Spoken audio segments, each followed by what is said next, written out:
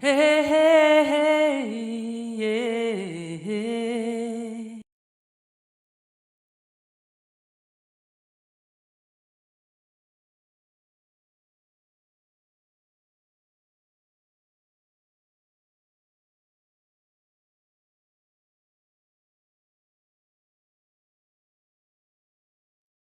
Hello, everybody. I'm sorry about that. This is PegLegCraig. Uh, we're doing our best to improve the show every week. So this week, hopefully, will be an improvement. We may have mastered both audio and video, hopefully. Now, before we start the show, I want to put something in everyone's mind to gear us up for tonight. We're going to be discussing the dichotomy between the superhero from the comics and what a real hero is in real life. All right. But before we do that, let's start out with Ecclesiastes 3 to 11. I,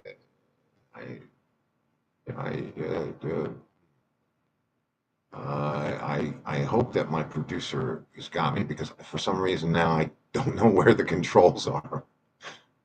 Okay, wait, I got it. I got it. Okay, Ecclesiastes. Here we go. Ecclesiastes chapter 3, verses 1 to 11.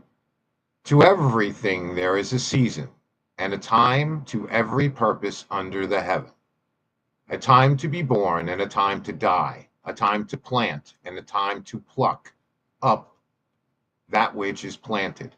A time to kill, a time to heal, a time to break down, a time to build up, a time to weep, a time to laugh, a time to mourn, a time to dance, a time to cast stones, a time to gather stones together, a time to embrace, and a time to refrain from embracing, a time to get and a time to lose, a time to keep and a time to cast away, a time to rend and a time to sow, a time to keep silence and a time to speak, a time to love, a time to hate, a time of war and a time of peace.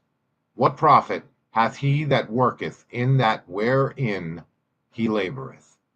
I have seen the travail which God hath given to those souls of men to be exercised in it. He hath made everything beautiful in his time. Also, he hath set the world in their heart, so that no man can find out the work that God maketh from the beginning to the end.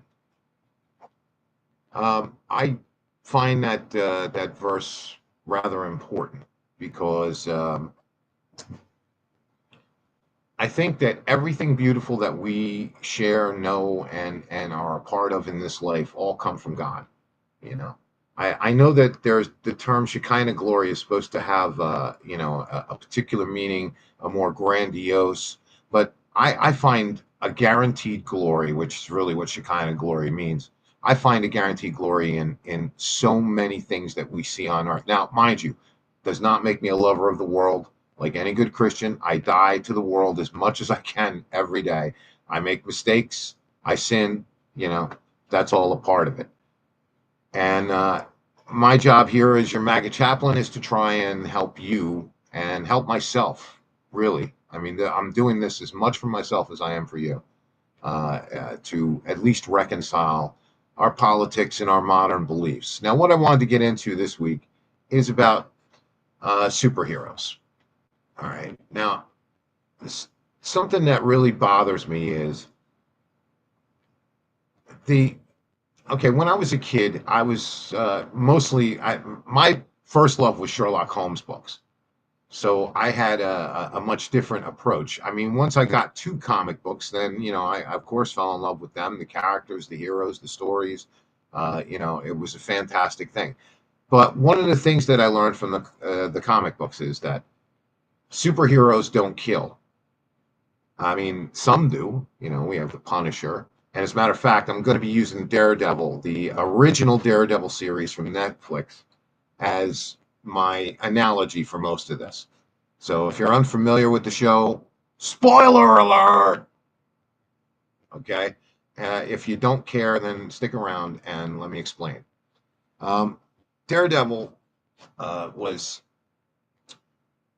he's a blind superhero man of virtue, actually a man of faith. They portray Matthew Murdock as a Catholic, who of course has to have his doubts and his turns against God and the whole nine yards. We're all familiar with that silly trope.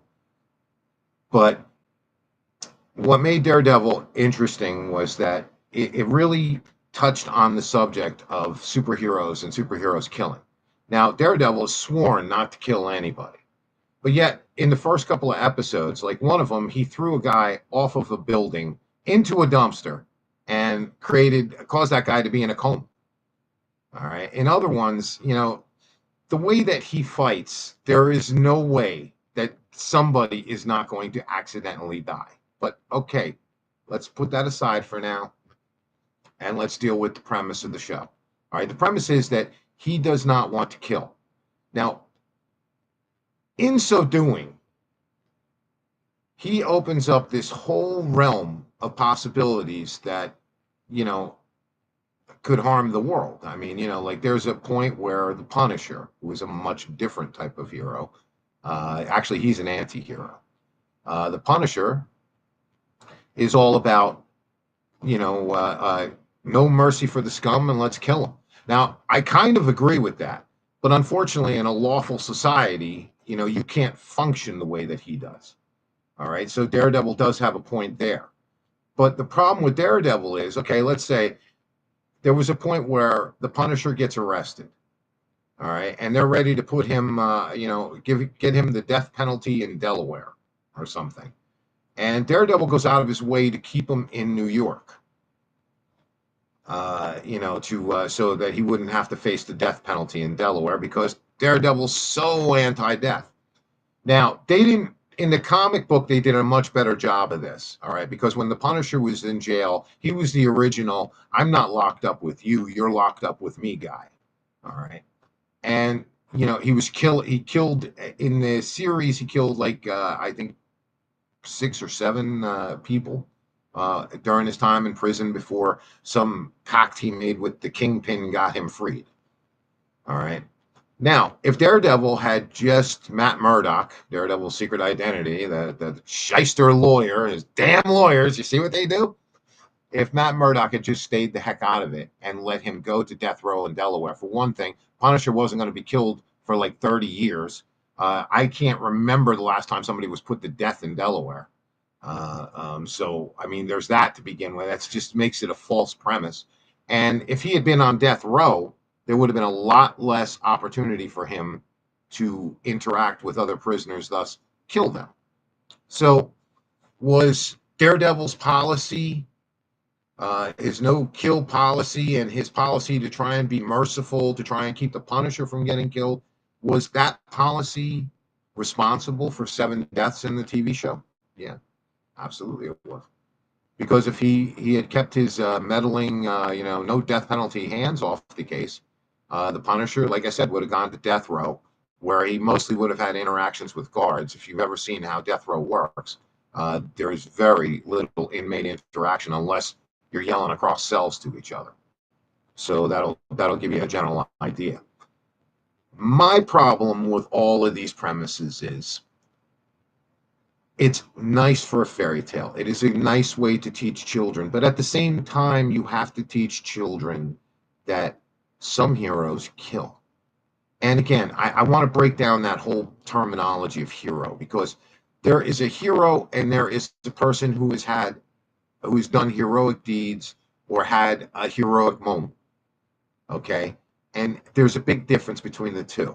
And the first thing I want to say is, if you write your character set out to be a hero, then you have already written the wrong story, because no character should actually set out to do this in the beginning.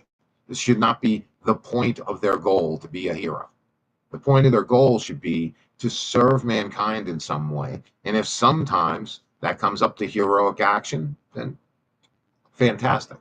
But there's no kill thing, all right? I don't like us teaching our kids all of this, because as we grow up, we see the world for what it is. We see how dark and how brutal it is. There have been numerous stories over the last couple of years of kids who have had to shoot intruders that come into their house. And I think that we develop this unrealistic expectation of what a hero should be. Like, oh, he shouldn't have had to kill them. They should have been able to take them down some way. Well, what's an 11 or 12-year-old kid going to do? I mean, even old and arthritic as I am, I'm pretty sure, I can knock one out if he's not going to shoot me first. And again, the dichotomy is that they portray killers in comic books as bad, like the Punisher, for example. But the problem with that is, in real life, people have to kill. Our real heroes in real life generally carry guns. All right, whether they're out on the battlefield in war, God bless our troops, God love our troops, and God watch over and protect our troops, or whether they're policemen, or sheriffs, whatever, government agents. All right, these are people that have to carry guns. Now, you would be surprised, the vast majority of them, never actually fire their service weapon in their whole time of being a police officer, but it has to be there and it has to be ready. In those dramatic situations, it has to be done. There is no shoot them in the leg, and take them off, cart them away to jail. No, you aim, when you're going to aim a gun, you aim for center mass. I try to be as much a man of God as I can be. All right. But if you come through my door and you're not supposed to be there, the door is there for your protection. All right. On the other end of that door is me and a 9mm. Yeah, I know it's a kind of girly gun, but look, I have problems now. All right. But at least I still have one. All right. So there's that. But no, I have a Beretta, so it's not exactly the girliest 9mm, but it's it's not going to set the world on fire. It doesn't have the kind of stopping power I would like, but I have the ability to be able to rattle off 3 or 4 shots fairly accurately before my tremors start to kick in. So that's all I need, unless there's more of them than that. One intruder's going down that way, 2 probably easily. But anyway, the idea is that we have to defend ourselves, and sometimes that requires fatal and deadly force. And one of the things that I use in Crossing Corpses, yeah, one of the verses that I use, it's actually the driving force behind Rev. It's Romans 13:4. For he is the minister of God to thee for good. But if thou do that which is evil, be afraid. For he beareth not the sword in vain. For he is the minister of God, a revenger to execute wrath upon him that doeth evil. Amen. Now, when we extrapolate that out, all right, we have to take that into society as we know it. If you call the police because someone's trying to break into your home, then it's going to take them minutes to get there. Unless they're a Dunkin' Donuts right next to your door, it's going to take them minutes to get there. I'm sorry, please. I'm just having a little fun there. Okay, I don't really mean that. I love our first responders. I love our police. All right, I just want that clear for the record. But I do like to make a few little humorous jokes. Okay. So anyway, you have to defend your family. That Romans 13:4 goes down to police response time, because you are, as the man of the house, or in the case that the man is not home and the mother, all right, you are the minister of God, and you are there for the good of your family and your household and your people, or whoever you're there with. All right. But if thou do that which is evil, be afraid, for they beareth not the sword in vain. All right. This is very, very important. Christians have to stop with this passivity. I'm so tired of watching Christians let themselves get beat up. Christians who have died when they could have responded to a situation, in a better way. And it's not just you that you're letting die. It's your family. It's your kids. It's your wife.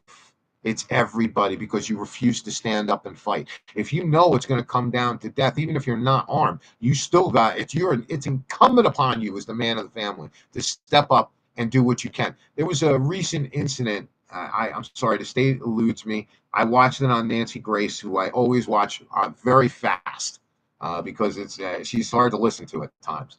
But there was a gentleman who came out of nowhere and stabbed a husband, and the wife led her children to safety first. And I have a little, but I'm not gonna. All right, I'm sorry, I'm getting ahead of myself. All right, so this killer comes out, and the husband is doing his best. The husband's doing his best so the wife and kids can get away. But this wife was so devoted to her husband, she went back. Now, in my eyes, God bless her. I mean, it's beautiful. It was brave. It was courageous. It was wonderful. But really, he bought her the time, and her responsibility was those children. Yeah, she saw them to someplace safely, but who's going to see them through the rest of their life now? Okay, they got family and all that other stuff, but it's still not like having a parent. And they lost both parents in that situation.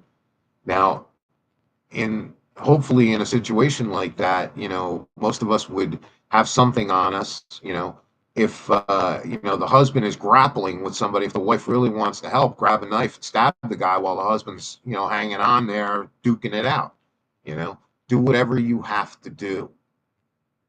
All right. God did not make us to just be pushovers, to be beaten upon. All right. We are temples of the Lord. And we have to defend those temples. And more importantly, we have to defend our future, our family, our friends, our communities. All right. We have to do that. Now, the superhero story would have you, wait for the police to come. The superhero story would tell you it's not right for you to take the law into your own hands, says the guy in the mask with the fancy, tights and whatever else. Well, that's very nice to be sanctimonious in fiction like that. But in real life, it's very different. Now, having said that, I want to be very careful because I do not want to say that I'm encouraging people to go out there and start fighting crime. No, that is not what I'm saying at all. All right. Crossing corpses, one of the reasons why Rev's guiding force in crossing corpses is Romans 13:4 is because law is gone. As he says to the pastor, Reverend Green, he actually went unnamed in the episode. I'm sorry, that was a terrible oversight on my part. He's a pacifist. And, he explains to the pastor, look, there is no 9/11. There is no, this is during a zombie apocalypse, obviously. There is no 9/11.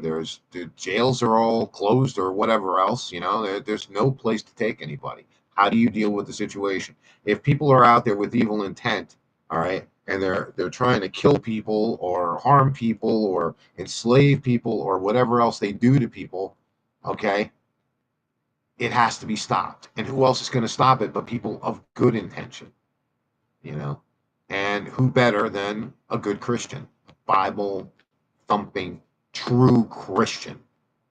All right, we'll do it God's way by God's word, you know? So that's one of the things that I try to stress to my Christian friends, okay? Because I don't believe that we have any need to lay down our lives stupidly. I will lay down my life for Christ any day. If you want to take me away to jail as a martyr for Christianity, I'm not going to fight that. I'm not going to shoot it out with the government. I'm not going to have a Randy Weaver moment. All right. I'm going to take my punishment that they deem because they're only making their case worse in that situation. All right. So we have to follow law and order. There are police. All right. There is law and order. There are courtrooms. There are people.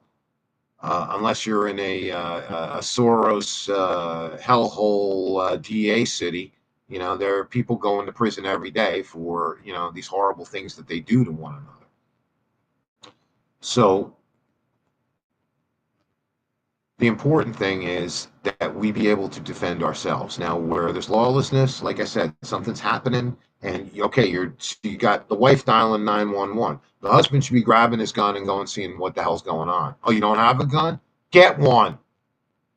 And I'm talking legally. Go through the procedures, jump through the hoops, whatever you have to do. You're a good, clean living Christian. They cannot stop you from having it.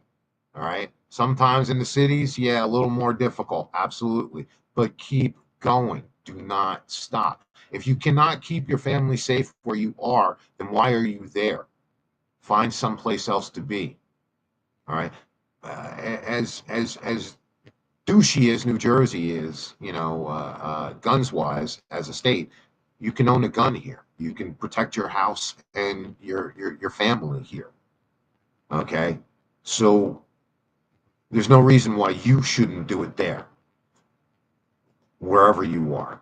And if you can't do it wherever you are, then maybe you got to rethink things. I understand jobs and its logistics. It's very difficult to just rethink your life. But if you can't defend your family, and especially if you're falling into a place like I lived in Trenton for a long time. All right, so well, I won't say a long time, but I lived in Trenton for a spell, and I can honestly say it was the most dangerous time of my life. I lived in a really, really sketchy neighborhood. I had a storefront church. It was a little tiny little Cracker Barrel hole that actually got robbed a few times. And then one time there was actually an armed robbery. It wasn't a gun. Guy pulled the machete out uh, during a service. How did we miss that? He was wearing a long coat. It was wintertime. Nobody saw it. After that, we were frisking for a little while, but then we just got out of there because we were, by my setting up there and not being able to defend that property properly until the police get there to deal with things, I was doing my parishioners a disservice. So we found other ways of dealing with getting them to church, getting them to a church. Trenton, believe it or not, I believe in the nation per capita has the most churches of anywhere else in America. How it could be so horrible over there, I have no idea. But I'm pretty sure that on a per capita basis, Trenton has more churches. Now you have to count storefronts, little holes in the walls, and you do have to count mosques among these counts too. So, but pound for pound, Trenton has more than anybody else. And again, as a reverend, if I can't protect the people that come to hear me talk and others, usually I would have someone else do a sermon because you can see I meander and I have a difficult time sometimes. I'm not that type of preacher. I'm the sit down and talk to you guy, you know. But at the same time, I can't offer that to a community where I can't protect them. And the police aren't going to protect them. So we found other ways of dealing with it. We actually got, I think, 7 out of the 30 people that went to that particular church. We got them moved to better places. I mean, not a heck of a lot better, but definitely better than where they were. And we found them a place where they can worship safely. And from there, it becomes that church's responsibility to deal with its parishioners. But some of them are very responsible to send people out to go and walk. Now, these are heroes. A guy who will go and show up and, in a bad neighborhood to get, dear old Bessie out of there and get her to church. All right. That's a person that is committing a heroic act on a weekly basis in the name of, maybe even more than a weekly basis, in the name of Jesus Christ. All right. To me, those are your true heroes. It's a heroic act to go into those neighborhoods. All right. If you've ever been around Dexter Avenue in Trenton, I can honestly tell you it's pretty scary. All right. And it's not a good place. I had a lot of issues when I lived there and I had to get out. I had to get out right away. And yeah, you could say, well, maybe because my complexion. You know, honestly, that doesn't play on the street the same way that you might think. I mean, in some places, yeah. I mean, there are people just outright racist. Most places, the idea is that like they look at a guy like me and they assume that I must have some money or something. I don't know why. I usually have on worse clothes than anyone I run across. I don't have money. I'm living probably a lot harder than a lot of those people are, and I'm proud and okay with that. But anyway, getting back to comic book heroes versus real life heroes. I'm afraid that now we're starting to get to this point with these comic book heroes where they're going to start making us teaching our children to hate real heroes who have to draw a gun. All right, who don't have superpowers to deal with evil, and who not only have to draw a gun, it's because someone is shooting at them. All right, so what I would like and what I try to do in Crossing Corpses is good guy with a gun, bad guy with a gun. And I think that's the way that we have to teach our children, okay? these superhero stories are finite deals. Yeah, okay, you catch somebody stealing, no, you don't kill them, obviously. Like, let's say you're a security guard or a store employee, you stop a shoplifter. I mean, obviously, it's proportional response. But if that person issues deadly force, or at the very least pulls a weapon and threatens to, now at this point you have a decision to make. And it's a difficult decision to make. I worked in a yes, I know, a porno shop in Atlantic City on Martin Luther King Boulevard for 10 years. I was the night bouncer, night manager, and I worked down the street at a club which was for everybody, meaning, not just LGBTQ, straight people too, and, the whole nine yards.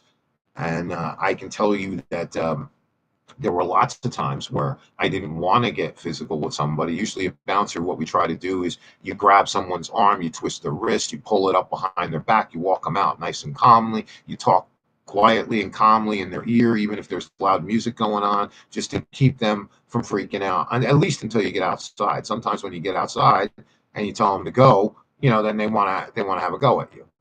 All right, but that's where you know you run into the dichotomy between the gunless hero and the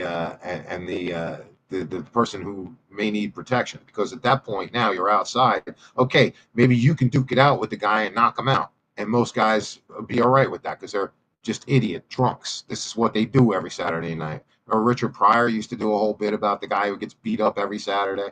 You know, well, that's what most of these guys were. But every once in a while, you get a guy that you get a feeling, and you know that that guy might be packing. And when you're taking him out, you make sure that you know if the guy's packing or not, and you try to deal with that accordingly. One way you can deal with it is to restrain them by the arms until the police come and tell them that you are throwing out a customer who is currently armed and you do not wish to disarm them personally, and the police will come and deal with it. So but I mean, if that guy, I push him away and say, get the hell out of here and don't come back, and he pulls the gun and he shoots, I'm a dead man. Now, getting back to the heroes again. Daredevil, in this particular episode, in this particular series, the Kingpin. At one point, he wants to kill the Kingpin, which nobody took as genuine. Just wouldn't believe he would do it. All right. But here's the thing. By him not killing the Kingpin when he had the chance, and knowing that the Kingpin is so far above the law that he can turn everything around, I mean, like, again, it's a story, all right? But in the story, he not only was, sorry, yes, can you hear me? Okay. Uh, Not only was he able to get out of prison, he actually bought himself a hotel that was his prison that he was locked up in, you know. And of course, eventually Daredevil takes him down. But because he went to prison, in prison, people died. And because he was able to come out of prison again, people died. All right. So I start to wonder here. All right. Like the first one that ever got me thinking about this was Batman. And it was Frank Miller's version of The Dark Knight. And when he fought the Joker in The Dark Knight Returns, when he fought the Joker, all the times that he's fought the Joker, locked him up, and the Joker's gotten out, and then there's a scene in The Dark Knight where the Joker is on the David Enderkind show. I guess that was supposed to be David Letterman, and he poisons the entire audience. Okay, and this isn't the first time he's done stuff like this. Batman's put him away in Arkham Asylum how many times, and yet he's managed to commit all of these murders. And even at the end, when Batman and him finally do square off, spoilers. When Batman and him do square off, it's not actually Batman that kills him; it's the Joker that kills himself. He uses Batman to do it. So, and I mean in the sense that he pulled the knife to him. So, no, If you got something like the Joker and you could stop something like the Joker early on, let's say he's like a mass murderer, okay, so we locked him up. Okay, society's better now, right? I really, honestly, I have a hard time shedding a tear if you kill somebody in prison, although some of the people are more innocent than others. You know, I'm not going to say any of them are innocent, but they're there, and some of them are trying to change their lives. But the idea is that okay, now this person has escaped. You've seen this constant propensity over time, all right, for this person to escape and keep on killing. Daredevil in the comic book, Bullseye. There's a scene where he beats the holy heck out of Bullseye after he kills Elektra, and I think every bone in his body gets broken. And Daredevil still pulls him off a train track when a train was about to run him over. As far as I'm concerned, every person that died after that, all right, is Daredevil's fault because he should have killed the guy. You know, I mean, I don't care. I myself in a situation like that, I would like to think that I would take the prison time. Give me 1 second. I would take the prison time and just do what needs to be done. You know, and yeah, I guess I would have to tell the truth about my actions. I mean, pre-Christian, I probably wouldn't have, but I'm a Christian now, so yeah, I would have had to tell the truth about my actions. You know, but at the same time, if you're allowing someone to constantly, let's take it in the superhero premise world and take it out of the real world. If you're allowing this person to constantly escape, constantly kill more people, all right, your vanity is more important than human lives are. All right, because at this point, you're not trying to protect other people. You're trying to protect your own perceived virtue.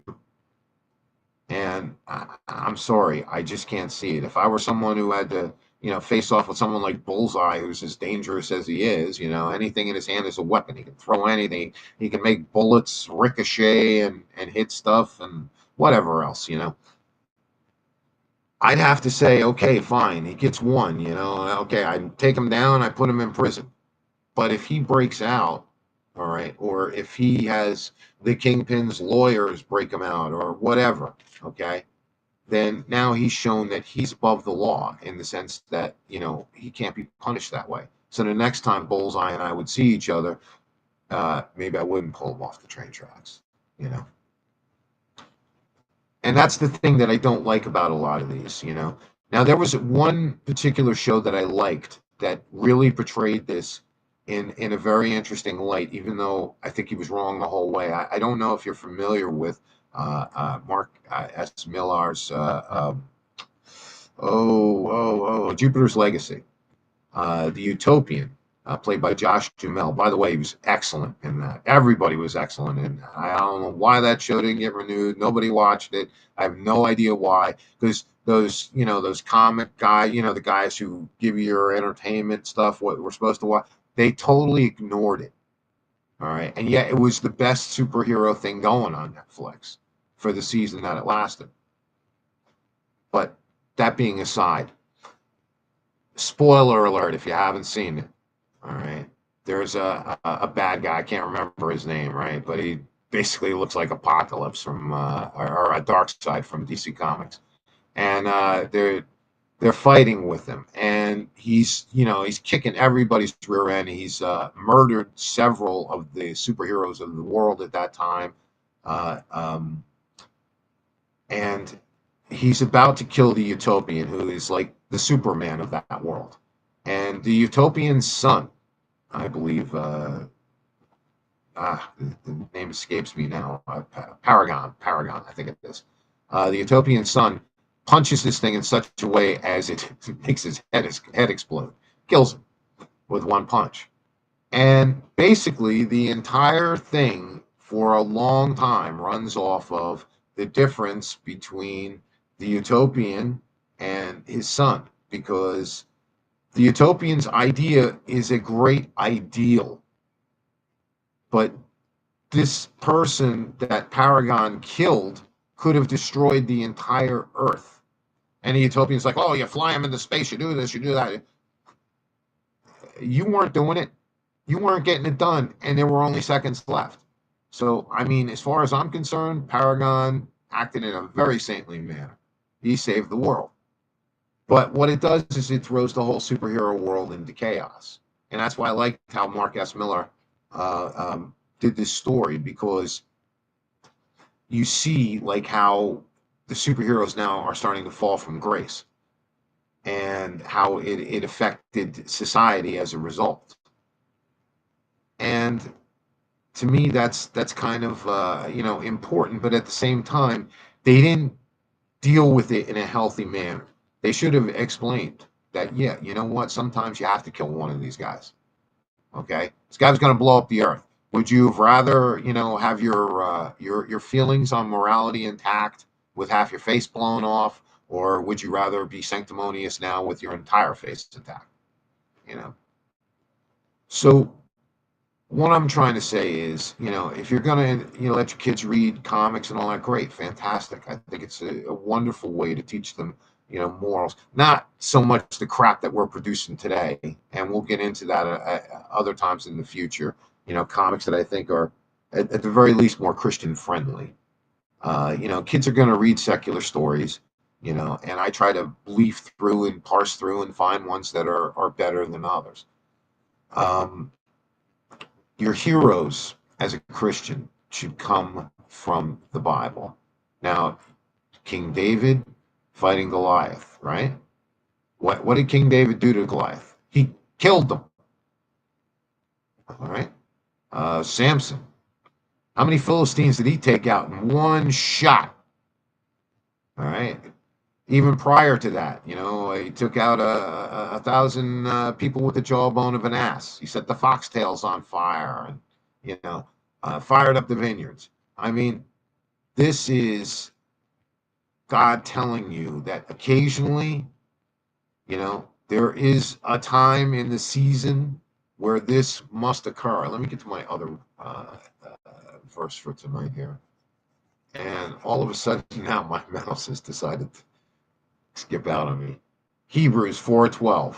For the word of God is quick and powerful and sharper than any two-edged sword, piercing even to the dividing asunder of soul and spirit and of the joints and marrow, and is a discerner of the thoughts and intents of the heart. God is the cardio knower. Now, what I want you to see there, by the way, I just have the greatest producer in the entire world. I want to call her Nebula right now. What you see there is God is the greatest hero of all right? And he gives us the autonomy to act in our own defense, our own protection, all right? And if we don't take advantage of that, we don't do that, then that's on us. And again, if it's your decision, if it's just about you and you choose to martyr yourself for the cause of pacifism, fantastic. Have at it. Die for it. But if your family is with you and you do that, I think that's vanity at that point. Because if you don't do everything you can to defend your children, to defend your wife, your mother, whatever, all right, if you don't do everything that you can, you have failed as a Christian to hold up responsibly for your family's sake. I mean, it's one thing if you lack the ability, but it's a whole nother thing if you don't even try, And I would much rather, risk my own life and die fighting than to just sit there and let somebody shoot me, or not just shoot me, or whatever else, stab me, whatever else. I'd rather fight for my life. And I don't think there's anything wrong with that. I mean, the person coming at you with a weapon has murderous intent. What does God tell us to do? What does God tell us to do in Leviticus with murderers? Send them to him so he can give them their final judgment. So all you're doing is God's will. That's what Rev portrays in Crossing Corpses. In his mind, again, I'm not saying that Rev is a good Christian, that everyone should follow his example, all right? But at the same time, I'm saying that there are certain things from Rev that I think everybody needs to start imploring. And you see in episode 9, which Thy Brother's Keeper, where pacifism really, in a situation where stuff hits the fan. We don't have to use the term, right? Stuff hits the fan is okay with you? Thank you. Uh, in a stuff hits the fan situation, we have to become the defenders. We have to become the moral arbiters of our own space.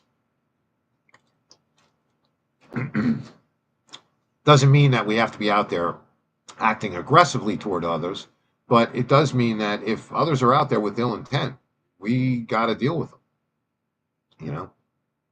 And again, I think comic books do a disservice. Now, modern comics are, you know, it almost kills me, these modern heroes that they're creating now. I'm going to go with the TV versions because I've been out of the comic books for a long time. But the TV versions of these modern heroes, you got someone like Ironheart, who basically it's a supervillain story. I mean, the only thing that she's interested in is money and her suit, you know. And she's willing to commit crimes. She even comes down to killing people for it. That's why I'm wondering what are these modern superheroes? I look at the Scarlet Witch and whatever the heck that show was that she was on. Awful show, by the way. Um, she basically held thousands of people or whatever it was as prisoners and indulged her own fantasy about the world as she wanted it and used those people as slaves. And then when it's all over, it's, oh, poor Scarlet Witch, you've been through so much. Oh, are you kidding me? And don't tell me that those people were happy because she programmed them to be that way. She took away their free will. All right. It's like Ironheart is a criminal, murderous, uh, person with a bad attitude, a terrible friend, everything. Um, you know, the same goes for that. You know, we stop teaching people what being a hero is. All right. Now, being a hero is generally a transitory and a momentary thing. It is a heroic action taken on someone's part in a time where it is necessary. Okay. Now, we've kind of watered down the term to be like, well, this person's a neighborhood hero because they get kids away from gangs. Well, okay, maybe, but I get the idea. I get the gist of wanting to use the word, but I think that we have to reserve the word hero much better than we do because it has become so cheapened and so watered down that it's like anyone who puts on a costume on a TV show is automatically a hero, even if their actions aren't heroic, you know? And yet, people who put on a uniform and go out and defend us every day, keep us alive, keep us safe, and everything, oh, they're the enemy because they got guns. They're bad.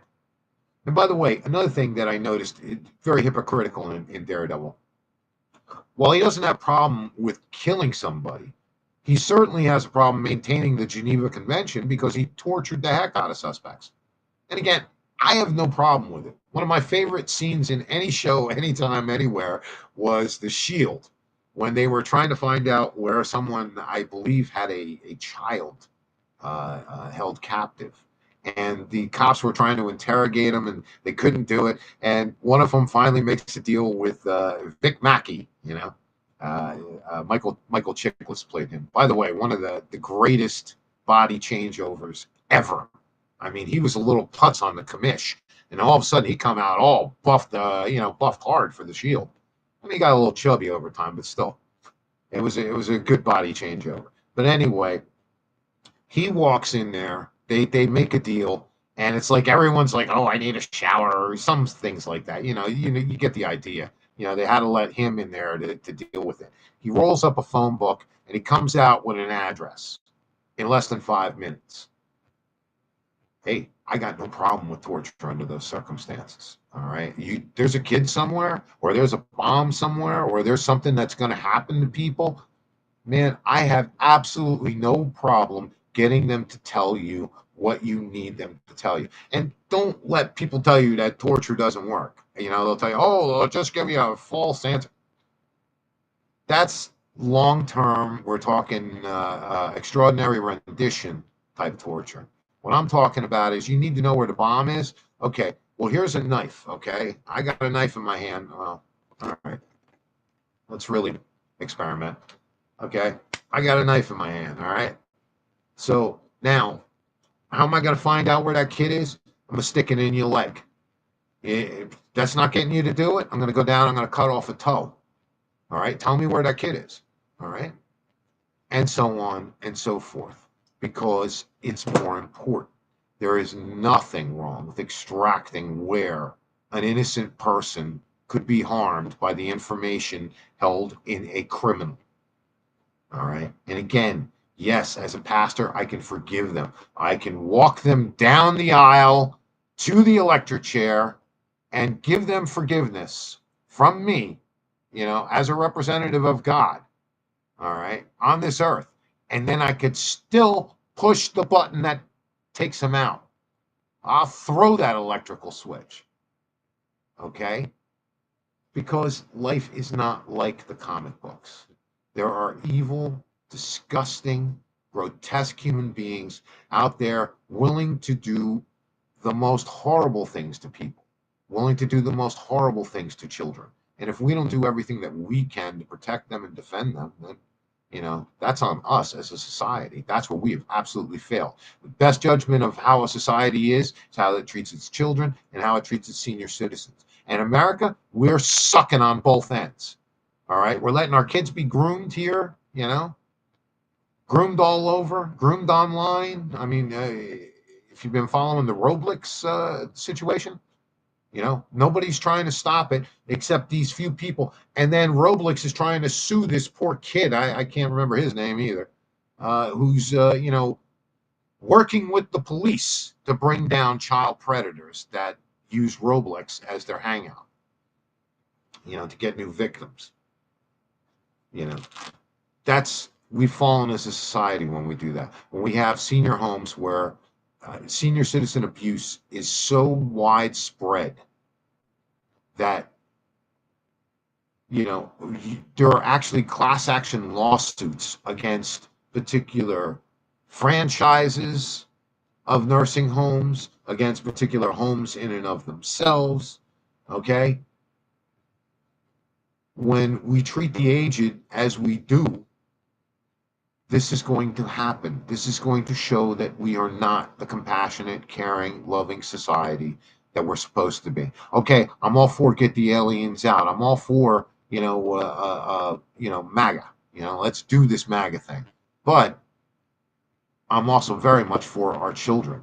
And if we don't stop this grooming of our children that's going on now with everything between gambling, pedophilia, and all this other stuff, then we're doing a disservice. We are falling short of God. We are not doing our jobs. Fathers are not taking control of houses and telling the families what's right and what's wrong. Mothers are not taking control of their children and telling them how to live their life, moralizing them, making them go to church on a Sunday so that they get good value. Yeah, everybody hated it. I hated it as a kid too. And you know what? Even though it wasn't the right church, it wasn't the right time, wasn't the right anything, so much of the teaching that I got from those days came to life to me at the time when it really mattered the most. All right? Your real heroes aren't comic book people, aren't people with sanctimonious views, aren't people who are going to tell you how to live your life like that, all right? Like them to be like the Rainbow Coalition or whatever. Now, I'm not talking about Jesse Jackson's Rainbow Coalition. I'm talking about, the flag people.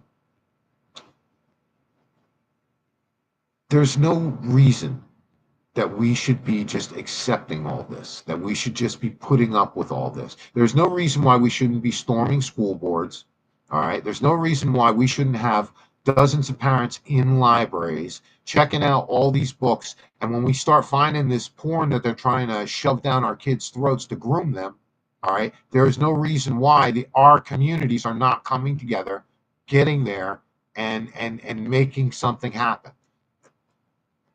Voting out school boards, recalling school boards, throwing out people, just not a nullification in some districts. All right. We could be doing all that, but we'd rather sit home and we'd rather complain as we watch it happen here, watch it happen there. Look, do you know somebody in one of these places where it's happening? Do you know somebody close to there? Do you know somebody who knows somebody? All right. Reach out. Say, hey, what do you need? If we got organizations out there that are against this and you see that it's a town like this, why don't we send some bodies over there? Why aren't we getting something done? What am I doing? I do the best I can here. I had a big dispute with a library about a certain book that they were pushing towards children. I lost the dispute, and matter of fact, I'm not even allowed to go in that library anymore. But at the same time, I tried to do something. Now, I could have probably tried to coordinate more of an effort, but it was one book. So it's kind of hard under those circumstances. But we need to be out there and we need to be doing stuff. And hey, listen, I'm willing to listen. You got a problem? Hey, I'm willing to loan a hand to it. You got something going on in your school district? Show me some receipts. We'll talk about it here. All right. We'll talk about it somewhere else. We can, do something, because the real heroes in this world are the people who stand up when the world is against them. You could be the most feeble, weak person on the planet, but if you're willing to stand up against the powers that be for something that you perceive as truth, that's true heroism. One of Disney, believe it or not, one of their best animated features was Hercules. And there you go, a guy who set out to be a hero. All right. It was the wrong motivations. And even though he did a lot of good and helped a lot of people and all that other stuff, it wasn't until he was willing to sacrifice everything for something as pure as love that he became a hero. Now, again, mythology character, I know. But the idea and the moralism was there. It was very important. So what if you got all the abilities in the world? True heroism comes from true altruism. It can't be about, I want to be a hero. I want to show you I'm a hero. It has to be about, I want to do something to help people. All right. And yeah, it does, again, water down the version of hero, but I'd rather it be watered down that way than the way that we're watering it down now. And we're calling people like Ironheart a hero, a superhero, when she's anything else but. She's a ghetto gangster. And that's all she proved to be in that whole thing. So, I was less than impressed. The Scarlet Witch, she really turns out to be worse than some of the worst villains in Marvel Comics. If she subverted thousands of people's lives, stole time from their lives, and made them live the way that she decided they should live. I can't think of a worse crime than that. That's really violating a person on the most personal level. You won't even allow them to be them anymore. So I don't like how we're watering down the concept of hero. I don't like this hero no kill crap. All right, because again, okay, superheroes, ideals, it's kids, fine. All right, but as parents, you got to explain to your children that there are times when heroes have to use violence, and there are times when heroes have to kill. Because if not, then you don't prepare them for the world. And then the first time they see a cop draw a gun, they're going to be around 10 people with Kool-Aid hair who are going to say, see how the police are, this with the guns, the guns, the guns. And then they got it all in their head, the guns, the guns, the guns, because of the comic books. I mean, among many other things, but right now I'm picking on comic books. Okay. How does that work? How do we make a better world doing that? No, we make a better world when we teach children proportional force. All right. And again, I'm not saying you teach a 4-year-old proportional force. I'm saying you bring them up with it as they grow up. All right. You explain these things and you talk about, well, like they want to talk about their superhero. Okay, that's fantastic. Bring up a story also about a hero, as you as the parent, bring up a story about a hero cop who may have had to discharge his weapon, kill somebody to save a woman or a person, an older person, whatever they had to do. save themselves even, okay? Whatever they had to do, because that is the true hero that your child will have to emulate in the real world, because they're not going to grow superpowers overnight. All right. They're not going to be able to just duke it out with, listen, I was a rough and tumble guy when I was young. I like to think of myself as I was a pretty dangerous dude. Yeah, a pretty dangerous dude. But at the same time, there were easily limits to what I could do, provable limits. And, yeah, I could bench press more than my body weight, but at the same time, I couldn't, fight more than two guys at a time, and even then, the odds are stacked against you, you know. So instead of trying to give them these realistic expectations of what a hero should be, we should bring them back down to a more realistic. Our military, look at our soldiers, the things that they've done. You want to talk about heroes? Talk about, man, I really should have prepared for the show better, but I've been so busy all week. But I believe he was a Marine sergeant. I'm not sure, but he had wounds all over his body, like 38 different wounds. He was so pronounced dead that they were wrapping him up in a body bag, and the only way that he survived was because he spit blood in the guy's face. And he ended up living through that. I don't know if he's still alive today, but I think he is. All right. These are the kind of people, and I know I should be better at this. I should have his name at the top of my head and all that. I'm sorry. I'm just not the guy I used to be. All right. But these are the type of heroes we should be interesting our kids in. All right. You want to interest your kids in a more gentle type of hero, then, choose someone like a Florence Nightingale type of figure.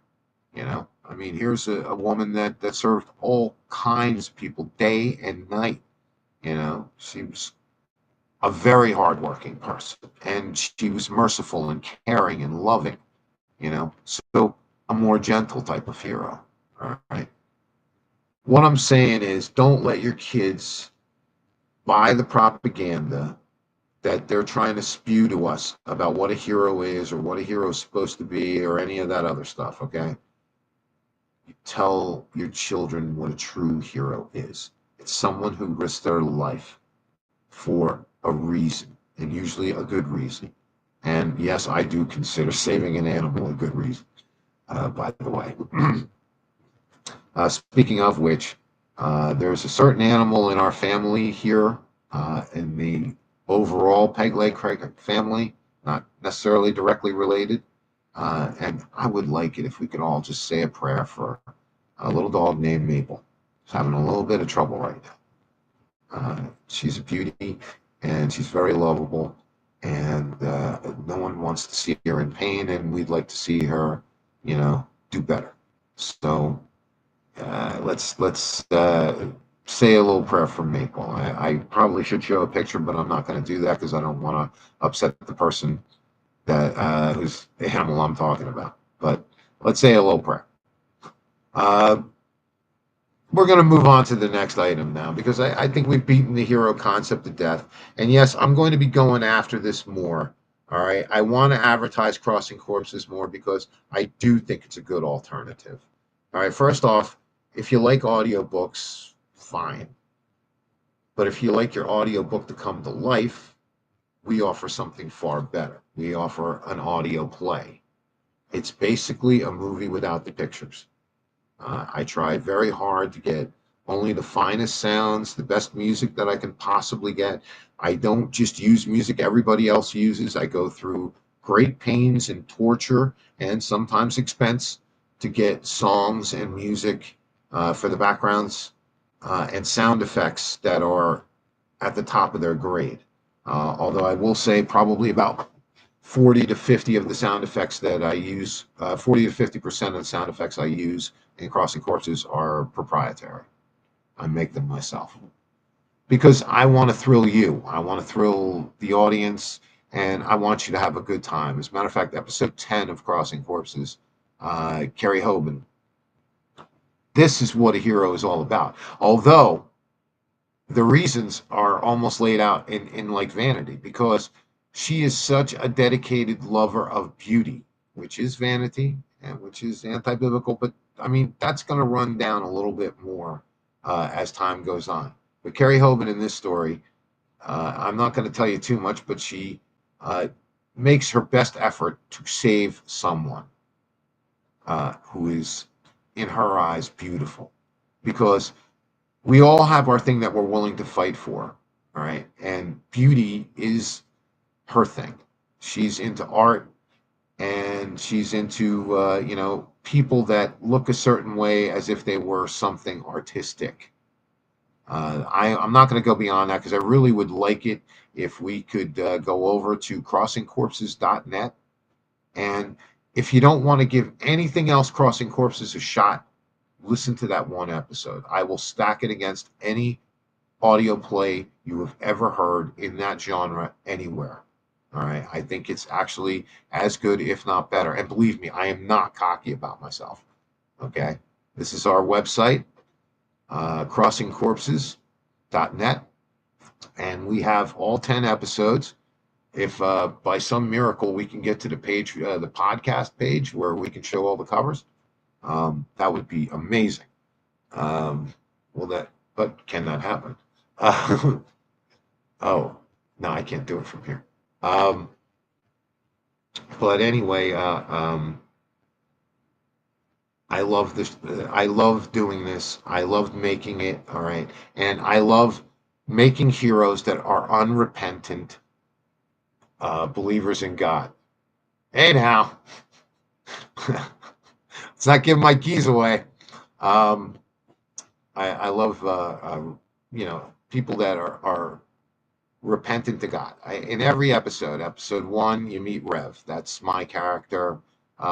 He really wasn't intended to last as long as he did, but due to financial concerns, because I don't use AI for characters, I actually um, pay an actor or an actress to be every character. Okay, because I want it to be organic and I want it to be real. So in the first one, you meet Lone Gunther, you meet Rev. In the second episode, we talk about drugs and pharmakia, and that's with Outpost Bob and Paranoid Jeff. We'll be getting back to them. Right now, they've been sitting there in episode 2 without any kind of there it is.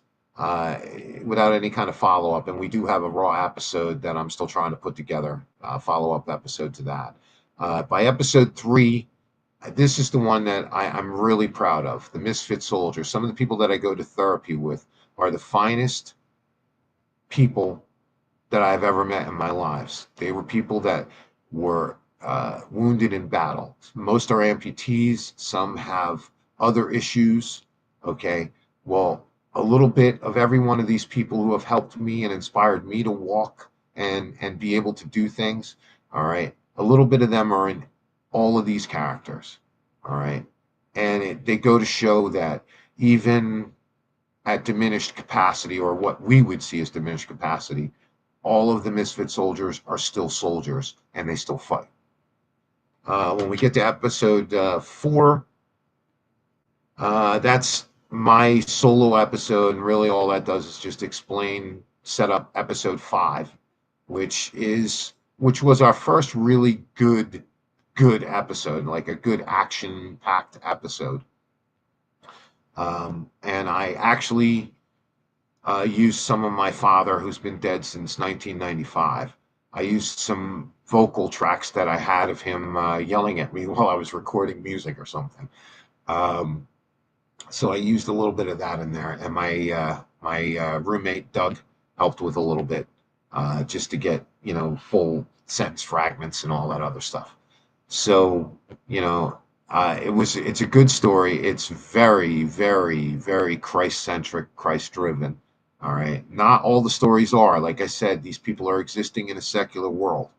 But 5, you'll find, is an episode of great faith.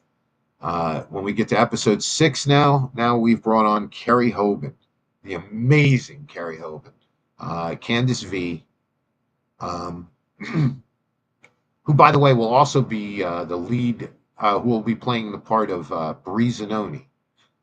in the upcoming "Dude, Where's My Cabin in the Woods" episode of Crossing Corpses.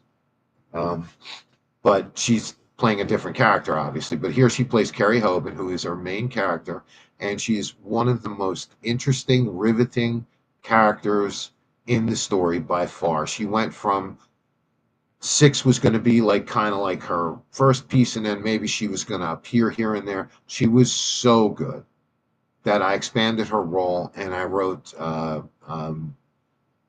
part 8 and 9, or part 8 and 10 as a two-part piece for an entire story that's centered around her, and she does not disappoint. Like I said, episode 10, and I'm not saying it because I think I'm so great. I think I layered the sounds around how talented she is.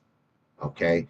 She gave me the guideway and the guidepost to lay out the sounds. You will really feel like you are with her as she battles.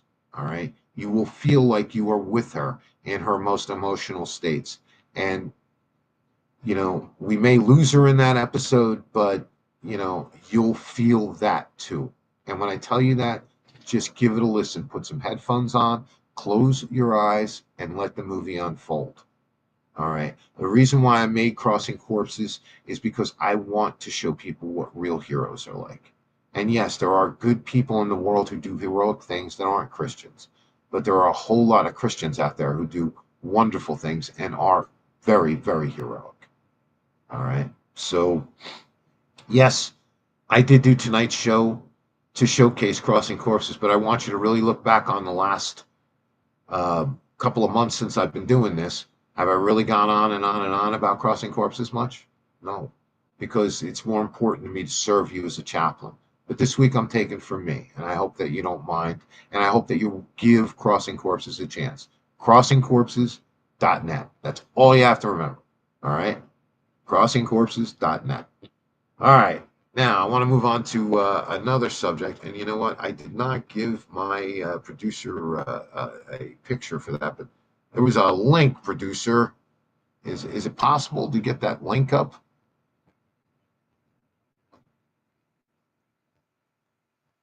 Uh, no, apparently not.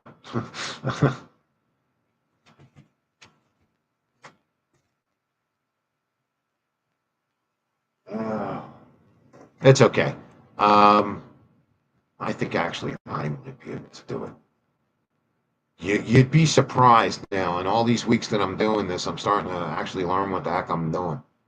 I know the show's a little bit disjointed tonight, but it's because I was trying to do something a little bit different and I wasn't able to pull it off. So, um, yeah, here's something that I want to go into. Bounding into Comics has this article. Marvel Comics kicks off predatory blind bag scheme with Ultimate Endgame. Asks fans to gamble for exclusive variant covers. All right. Here we're going back to the grooming and the gambling with our kids again. And by the way, Bounding into Comics, these guys are fantastic. They review everything. They're pretty fair. They're pretty much right on target with right-leaning thinking. So if you really want someone who covers the comics well, uh, Bounding into Comics is the best. I mean, honestly, the very best. Clownfish TV quotes them all the time, as a matter of fact. In becoming the latest Western comic book publisher to chase the anti-consumer gotcha trend. Okay, gotcha games are games where they have specific little mini games within the game, or specific mini games within the game where you try to get certain pieces of merchandise by buying a treasure chest box or whatever. Okay, I'm just using treasure chest for this one. So let's say you buy a treasure chest box for like $30. Okay, and you're hoping to get this, I don't know, epic sword or armor out of it or whatever. All right, but you might just end up getting lead gauntlets or something, something that's really of no use. All right, that's a gotcha game. Gotcha game tries to get you to spend money on all these little games, and you're gambling because you're opening this packet hoping to see this here, and you get what you get. Well, here now they're taking this up a notch. In becoming the latest Western comic book publisher to chase the anti-consumer gotcha trend, Marvel Comics has announced the launch of their True Believers blind bag program, which, starting with the highly anticipated Ultimate Endgame, will require players to outright gamble for a handful of exclusive variant covers. To people who don't know, a variant cover is a cover different from the actual original cover. Like the one that you would get at the store. You go to the comic book shop and you would get, let's say, like this cover. And then I guess a variant, I'm hoping they would show it. No, I guess not. Oh, yeah, there you go. All right, a variant would be some other kind of cover that they offer. You're like, well, you want that one there because you got Wolverine stretching his claws out and his face is all hairy, yada, yada, whatever. Okay. My point in showing this is that comic books are not where people should be getting their heroes from it, right? We've gone to a point now where we've just gone totally and completely downhill to we're monetizing and commercializing everything. Comic books weren't intended to be like that. Yes, they were intended to sell merchandise and toys. A lot of comics were created by their toys, actually. Like, I believe He-Man was originally a toy and then became a comic and a cartoon. Um, so I get that commercial aspect. By producer. I get that I get that commercial aspect of it, but at the same time, I don't think that this is what we had intended for comics all along. All right, this is not where we should be comic book wise. We shouldn't be trying to teach our kids to gamble for these little trinkets and variant covers and all these other things. And look, if it's comics and there's Wolverine and it's Spider-Man in it, they're chasing after kids. All right, we've got to come together on this. All right, they're coming after our kids. All right, they want them to be degenerate gamblers. They want them to be androgynous beings. They want them to be, they want to turn them into corrupted, disgusting little beings instead of the innocent, beautiful gifts that God gave us. If you're not looking after your kid and you're not stopping them from gotcha games and you're not stopping them from, doing all these other stupid things, okay, then you're not doing your job as a parent. All right. If you're letting your kid playing Roblox for like 12 hours a day and you're not checking up on what they're doing and you're not looking into who they're having contact with, especially when they're, in that age zone between 8 and 16, all right, you're not being the hero of your family when you're doing that. All right. We have to stop this, and we also have to start going after all these people, these gotcha games, for example. Asmongold does a whole lot of stuff on it. Another person who's very big on this, and I like Jeremy. I don't care what people say about the quartering. Jeremy, to me, is like a real human being. Yes, he's a shilly. Commercials, everything. I will give him that. But at the same time, Jeremy is a guy who is not afraid to put his money where his mouth is. When that nice married couple was waiting for the bus to go continue their lives together, I believe it was on the West Coast somewhere, and someone came up and stabbed the husband while he had his head down. He just snuck up on him and just stabbed him in the head for no reason. All right. Jeremy was the first one. He started a GoFundMe page. More recently, it was something that just recently happened. Man, I'm sorry. I have TBI, so sometimes things, I usually keep notes, and I don't have my notes tonight. All right, so I'm just trying my best. Okay, but there was oh God. All right. Well, anyway, Jeremy is not afraid to help somebody, to reach out where other ones don't. All these other creators, they love to, exploit people's stories, monetize the hell out of it, and make what they can. Jeremy at least when it's a good story and it's something that's really important or something where somebody really needs a leg up and needs some help, Jeremy is usually the first guy to try and do it. And I'm not saying this because he doesn't know I exist, okay? He doesn't know I exist. So I'm not saying this to try and, you know, get on somebody's back. I've got what, I don't know, a few hundred people that watch me on Getter. That's my big claim to fame. All right, I'm a nobody, but I'm telling you that people like this are good people. Jeremy at least tries to have on people like Melanie Mack, who is very good. If you are a Christian and you're interested in what your children are interested in, now mind you, I have some issues with some things that Melanie Mack is okay with. But overall, she's a good Christian girl, and she does her best to bring God into the gaming world and the comic book world and even the light news world. All right. He also Hannah Claire, who's I think very very smart intellectually. She's a little bit lefter. I think that has to do with her being Canadian. Than most on the panel, but that's good. Her perspective is really important, and I believe he also has Luke Rodowski. If I'm saying that right, I hope I am. Uh, I like him because he's just such a right wing shill. There's anything that ever happens and involves a right winger, this guy is just like he will not give up the ghost on these guys.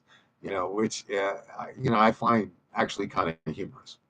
Um, but anyway, the reason why I say that is because I'm trying to guide you towards people that I think bring a positive into this world, that I think are looking after our children, all right, and that I think really care about you as an influencer. I mean, I honestly, truly believe that Jeremy does actually care about his audience, and I have a hard time believing a lot of other people do. I'm sorry. I mean, I don't doubt Salty Cracker or, some of those guys do, but there's a lot of them where it's like, they just rattle off these tragedies. It means nothing to them. They don't get involved on any kind of pedestrian level, and they don't try to do things to help people, and at least I see Jeremy is using his platform to try and do that. And I'm very impressed with him. I'm very impressed with Melanie Mack and Hannah Claire and Luke Rodowski. I know I'm probably butchering his name. I'm sorry. But it's an interesting show, and I think people should listen. He streams live on Rumble, and Rumble is the best place in the world to stream. And I hope that all of you will start seeing Rumble as the YouTube alternative. Let's get away from that. I stream through Rumble, but my home on the web is Getter, and because my Getter people are the best. There is no smarter group of people. There are no better group of people, morally speaking, and there is nobody who will put you in check better than a good Getter audience. When I'm wrong, boy, they're right up in my face and they're showing me. And they're not just telling me, they're giving me a receipt. Okay? And sometimes they're not necessarily right in what they're arguing, at least not in my opinion, but they bring receipts and we can have a discussion. We're not, you're a stupid head, you're a dummy. That's what you get on X. All right. And no offense. All right. I know this is an X crowd. I'm on X. Okay. Um, but the Getter crowd is just different. It's a brain cell crowd. And not only that, they're compassionate, they're decent, they have good hearts. All right. And it's like no place else. I think people really ought to try and, get over to Getter. I'm not saying make the switch from this or that. Add it. What's wrong with that? It doesn't have to be one or the other. Not everything's a binary choice. But the reason why I say Getter is because Getter is a place where small time people like me can grow and reach larger audiences than we can on any other platform or format out there. Any other. All right. You see what I do on Rumble. God bless you people. I love you for being here. Thank you. All right. But you see that, for people that I'm not all that exciting. That's true. But the Getter crowd gets me. They understand. All right. Listen, it is what it is. But I want people to start looking for alternatives. We got to start turning away from YouTube because YouTube has become pathetic and ridiculous, and they're destroying creators. Now, mind you, I do stream to YouTube, but that number stays 0 the whole time. Nobody cares about me over there, and I don't care about anybody over there. I do it for algorithm and whatnot else. All right. You don't see me holding up any cups asking you for your donations or your money or anything else, because I'm not here for that. I'm here for love. And that's why when I tell you about somebody, I think they're here for love too. All right. So I say Jeremy the Quartering, here for love. Another channel I think that we should all start paying a little more attention to is the Death Row and Executions channel, and that's Paco Rivera. And you can find any execution that is happening anywhere in America, he has on as individuals. And what I love about Paco Rivera is he's compassionate and he's decent. He doesn't just exploit the story and that's it.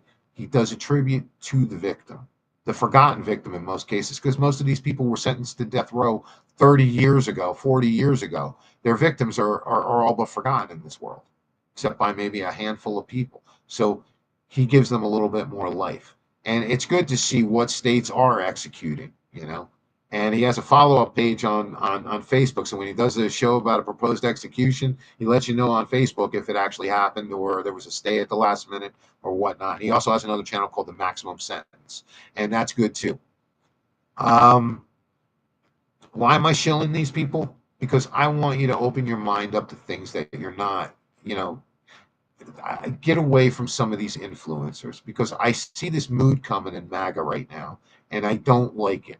I mean, we're starting to become very, very much like the left, all right, where we'll accept anything a MAGA person says at face value without checking it anymore, and we get burned on that, all right. When someone comes into MAGA, it's a tribute to our hearts, our good hearts. We're so accepting. We want them to be with us so badly, you know, that we kind of lionize them. And then it comes to a few months later, you know, you find out that they weren't who you thought they were. All right. So I want us to be a little more careful, and I want us to pick people that are tried and true, you know, and they don't have to necessarily be MAGA, but they should at least be MAGA friendly. All right. That's a big part of it. I don't have a New Jersey story for you this week because I've been extremely busy.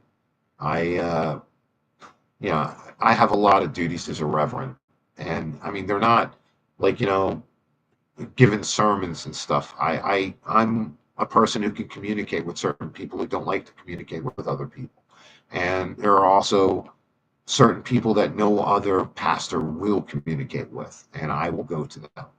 So I was very busy this week, so I don't want you to think that I you know, don't care about you and I don't care about the show. I promise I'll be better prepared as I go. I did have a whole big speech for this and everything else, but you know what? I really prefer when I just talk to you from the heart. All right. I should have some notes so that I have statistics or, you know, names ready and things like that. And I will do better with that as I go. But I mean, it's been a journey since the beginning. And I thank as many of you for coming with me on this journey as have, you know, and those who have stayed with me, those couple of choppers left from the old Axe Truth days. You remember me, right? I love you. Okay. You're my people. And I'd love it if you, you know, you write me an email or something like that. Let me know how you are. Let's keep in touch and talk. If you look on my website, crossingcorpses.net, have I mentioned that? If you look on my website, you'll find that, yeah, my email is available there. So please feel free to do that. Okay, there we go. Talk to the hand. Usually when you go blurry, they say to put your hand there, and it tends to clear it up. Ah, there we go. Hey, that was nice. Thank you, producer, wherever you are. Oh, my other producer's talking to my ear. Okay. Yeah, she's telling me to end the show. Unfortunately, I have a pastoral issue that I have to take care of. I'm going to do this quick. Pray for me. I'm praying for you. All right. And we'll meet back here next week. Thank you so much. God bless.